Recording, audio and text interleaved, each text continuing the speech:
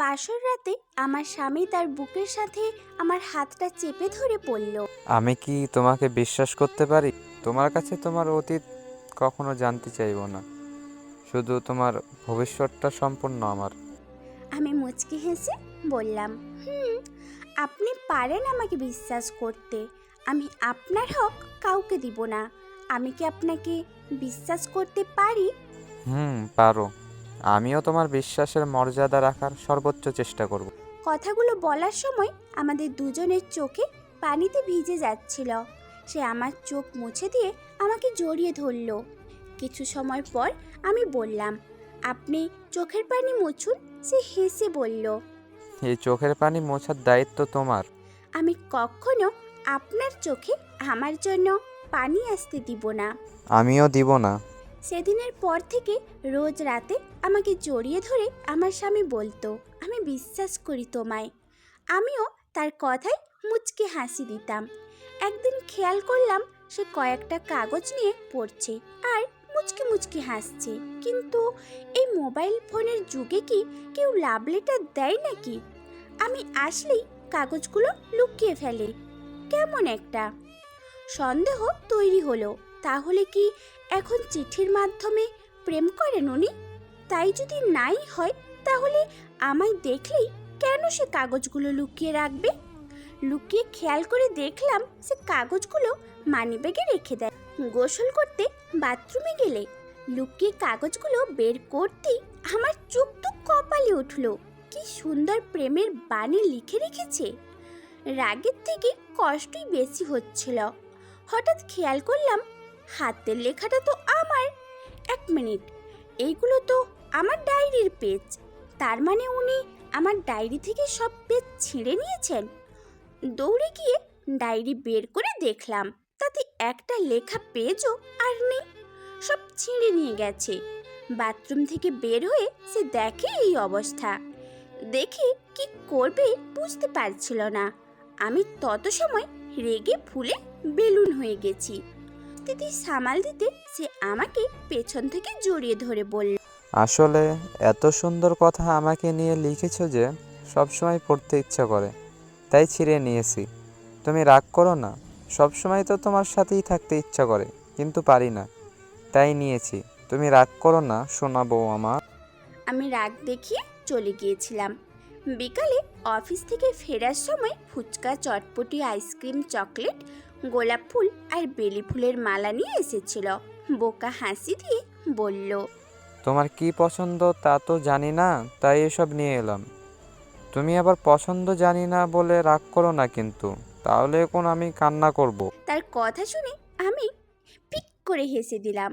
সে মুগ্ধ চোখে আমার দিকে তাকিয়ে আছে। কিছুদিন পর আমার ফোনে অচেনা একটা নাম্বার থেকে কল আসলো। সে পাশেই বসা ছিল। আমি অনেক দ্বিধা নিয়ে কলটা রিসিভ করে লাউডস্পিকারে দিয়ে রাখলাম। ওপাশ থেকে মা কথা বলছে। কথা শেষে সে মুচকি হেসে বলল, আমি পাশে থাকলে লাউড স্পিকার দিয়ে কথা বলার দরকার নেই। আমি বিশ্বাস করি তোমায়। সবাই তো ভালোবাসি বলে, আর আপনি বিশ্বাস করি বলেন কেন? হুম হুম। ভালোবাসার রং বদলে যেতে পারে, কিন্তু বিশ্বাস বদলায় না।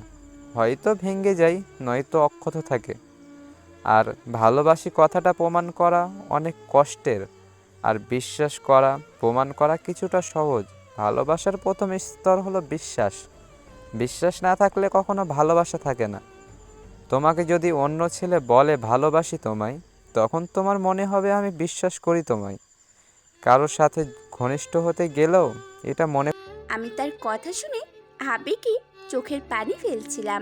সে ব্যস্ত হয়ে পানি মুছতে লাগলো আর বলতে লাগলো, তোমাকে কি কষ্ট দিয়ে ফেললাম?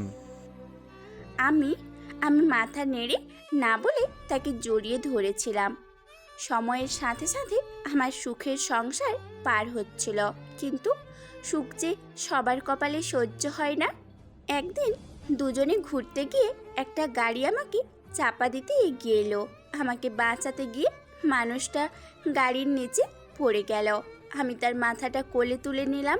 সে আমার দিকে তাকিয়ে বলল, আল্লাহ চাইলে আমাদের জান্নাতে দেখা হবে, আর তুমি আমার জন্য দোয়া করো। একটা কথা বলবো, আমি অনেক হিংসুটে, তোমার ভাগ কাউকে দিতে চাই না। আমি সত্যিই চাই না উপরে কেউ তোমাকে দাবি করুক। আমি বিশ্বাস করি তোমায়।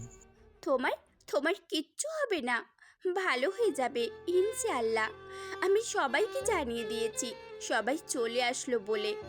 লোকটা সেদিন আর কথা বলেনি, বিদায় নিয়ে চলে গেছে দুনিয়া থেকে।